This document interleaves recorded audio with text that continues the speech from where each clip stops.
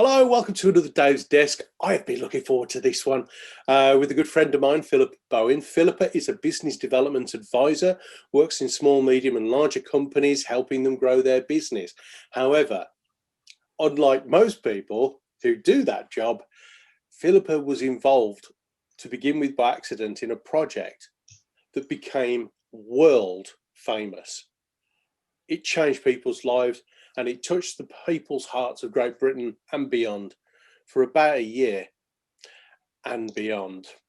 So I'm really keen to get to know Philippa Bowen a little bit better today. Hi Philippa, how you doing? Yeah, very good, thanks Dave. How are you? I'm tickety and boo.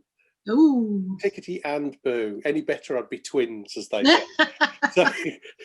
So for those who may recall, there was not too long ago an exhibition at the Tower of London where ceramic poppies were made, and it was jaw-dropping. I don't want to take away any of your thunder, so start off by telling us who you are, what you do, and how on earth did you get involved in that project? Okay, so I'm Philippa Bowen. I work with businesses. I help them become lean, mean business machines. And help them grow in the really sustainable way. And I got involved in the Blood, Sweat, Lands and Seas of Red project by somebody saying to me, "What do you do?" Didn't realise 4 words were going to change my life. But that was Paul Cummins. He was the artist who was responsible for the exhibition, and he needed help, and that's what we offered him. So became the project manager for that and his commercial director, and set the whole programme in place for him. So that's how you got involved. Yeah. Why specifically did you get involved? Paul had a factory, had 12 people, was already creating these poppies, and he'd lost his money. So we found him an investor. If Paul had asked me 6 months before to say, can we do this, I would probably have said no. Go on. It's a ridiculous idea. Go on then, because we've talked around it. Tell us what the project was.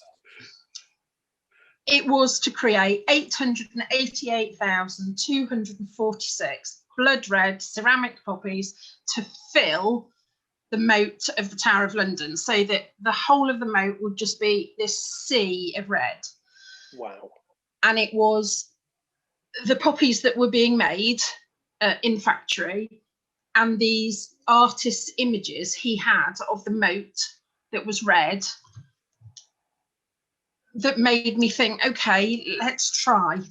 I say, if I'd have seen him before he had those, I'd probably have said it's impossible.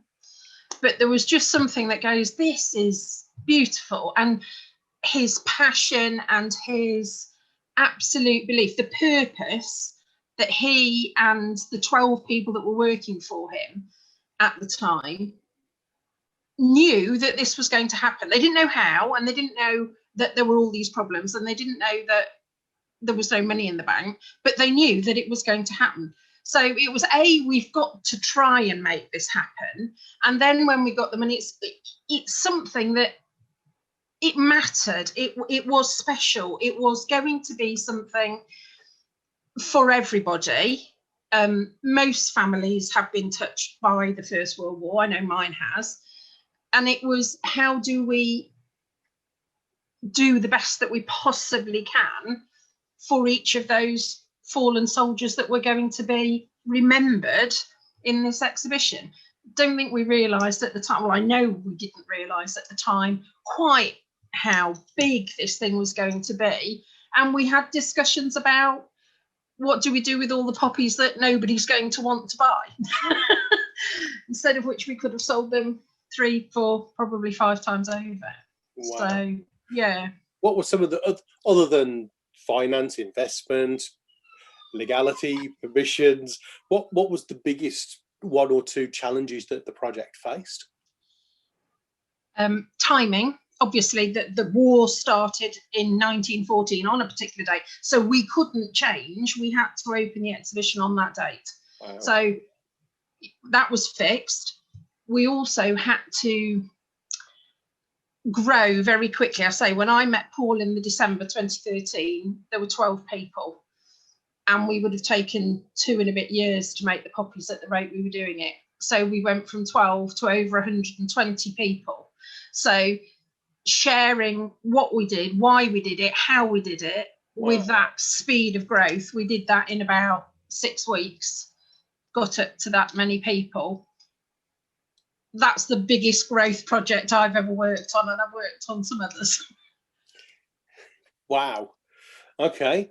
And what I bet there were hundreds of special moments along the way, but whether or not it was during the creation of the project or afterwards, what were some of the jaw-dropping moments for you?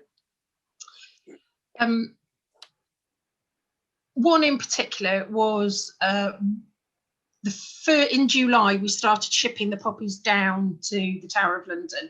So we went down to see, had they survived the trip, was the packaging suitable, everything else. And we walked through the moat with the yeoman warder who had given up all his day-to-day duties in the tower.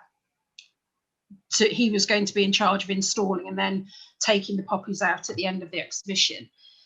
And we got to the walled garden, which is at the front of the tower, just as you go in, and it's where the wave went up and went over the entrance into the tower, and it was, the bottom of it was in the walled garden. It's one of the oldest parts of the tower, and there's a lot of archaeology there, so we'd had to be really, really careful how this was installed so we didn't damage anything. And then there were poppies covering part of the grass, and we stood there, and he said it had only been there 3 or 4 days, but it was a very hot summer's day, and there were insects flying in and out, and there were birds flying in and out. And as they did that, there was a poppy that was very slightly taller than some of the others, and it moved slightly. And he said, that reminds me of one of my best friends. He said, we've been through basic training together, we served through conflict, we served abroad together. He said, and he died in one of those conflicts. And to me, that was, okay, this is a celebration for everybody. It's not just the First World War that it's meant to represent, but this impacts current serving soldiers. It wasn't a memorial to war, it was a memorial for the people involved, and a very personal remembrance of people who've given their lives for our country and the freedoms that we currently have. Wow. And did the project end up breaking even, making a profit? What happened after the project?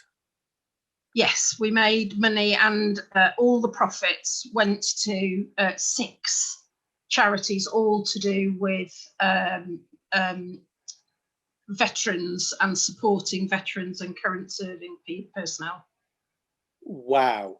Now, what you've just said here, Philippa, is true testimony to what I bang on about all the time: massive goals. It's one person having an inspiration, other people believing and engaging, driving, pushing it, and little by little a massive thing happens. Absolutely wonderful. Now, I'd like to conclude, if I may, by asking you, as a business development strategist and advisor, what lessons did you learn from such a huge undertaking? Not to listen to those little voices that go in the back of your mind going, no, you're not good enough, you can't do that. Actually, if you actually have that laser vision and belief, you can make it happen. Cracking.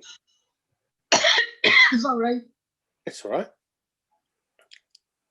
Oh, I've got something in the back of my throat. I've had a lump in my throat after what you said. Honestly, I really got emotional when you were talking about the tall flower there. Wow. Okay. So if people, because you do speaking as well, and on this subject as well as business advisory stuff, and so if people want to get hold of you, Philippa, how can they do that? So it's Ignite, IGNITE, at businessignitiongroup.co.uk, or give me a call on 07885 610 228. Philippa, bless you. Thank you for your time. Truly, I mean, the hairs on the back of my neck are standing up. absolutely inspiring story and a message around massive goals that's made a huge difference to the lives of so many. Thank you for doing it, first of all. Thank you for believing in yourself, believing in the artist, and God bless you. Thank you for sharing it with us today. Thank you. You're welcome. Thank you, David. Thanks for watching. Please subscribe and hit the notification bell for more videos. Then click the TV to watch the next video. Oh, and don't forget to visit our website at davidhyner.com to claim your free audiobook. Until the next time, go Rhino. Having it.